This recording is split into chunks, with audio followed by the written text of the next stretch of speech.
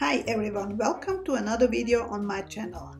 I'm Bea Grob and I love to inspire you with mixed media, painting, collage, assemblage and anything else that piques my interest. I'm still working on my daily collages for the hashtag #CallAugust. I post every day one collage over at Instagram, and for those who don't have Instagram, you are also welcome to post in my Facebook group, Bea's Mixed Media and more. Of course, you can share other art-related things too or ask questions. I will have the link in the description down below.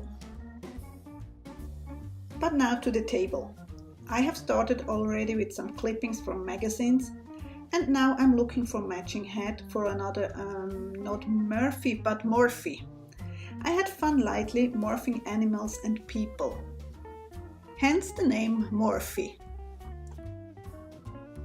I have sped up the video twice, but I didn't edit out too much. So that might give you an idea how long I usually work on a collage. Most of the time not more than an hour, just a little exercise of creativity. I have used just a few materials. The biggest part of course is magazine clippings and then some Liquitex matte and for the background some watercolors. I hope you enjoy my process, and if there are any questions or nice comments, just leave them in the comments. And if you could help to spread on whatever social media you are on, that would be great and really appreciated. For the moment I turn on the music a bit more. See you soon somewhere online.